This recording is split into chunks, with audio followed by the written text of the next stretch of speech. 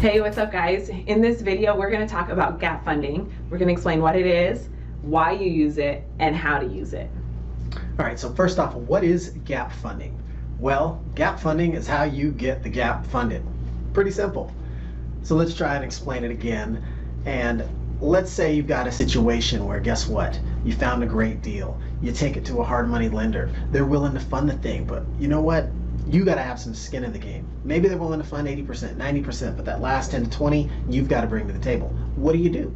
You call a gap funder. It's the one that can help you fund the gap. They can bring those closing funds to the table. Another scenario, you might have the down payment and the hard money lender might have the closing funds, but now great, you've got a brand new property and no cash to flip the thing. How do you get that funded?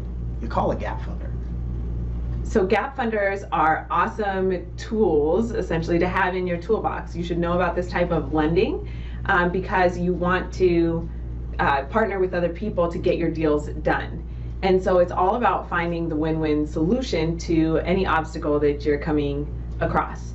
So Drew just explained what it is. So why you would use it were the scenarios that he also explained, as far as if you don't have your rehab costs funded or you don't have your down payment funded. It's really in any situation where you're going to need to bring extra capital to the table. And so in these scenarios, you're going to have essentially another partner. Your partner is now going to fund the gap.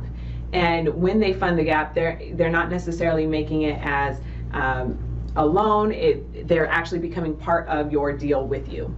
And so the payment terms, generally, they can be really open to whatever you and that gap funder can agree on. However, generally, gap funders are the ones coming to the table, making sure you get your deal done. And so the common payment structure for gap funders is not monthly payments. So that's a win. Like, you don't have to come up with more money each month that you're dealing with the property. Super win, super awesome. But at the end of it, you have put in the money from the loan, and they're bringing that second piece down. And even though it's a smaller amount than the actual loan was, you're going to end up splitting your profits with the gap funder. And so it's one where if you win, they win. And so, like I said earlier, it is about finding that win-win solution to the obstacle you're running into. And if the obstacle is not having enough capital, here's the way you get the capital, and you split the profit so you don't have those monthly payments.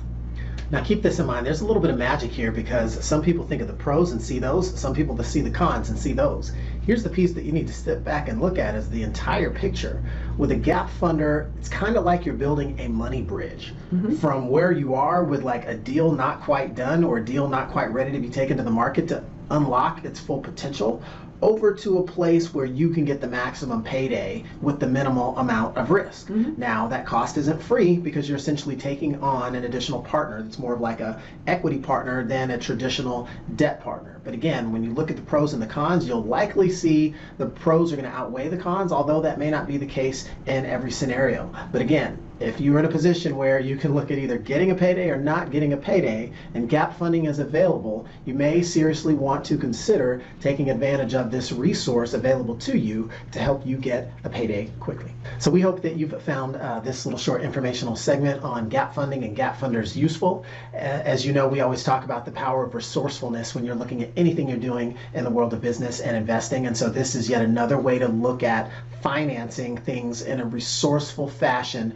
beyond just the typical private money, beyond just the typical hard money, beyond even traditional funds. So we hope this is useful to you out there in your quest to take over the world with your real estate investing, or take it to whatever level you're looking to get to. Go get some more deals. Thanks for watching.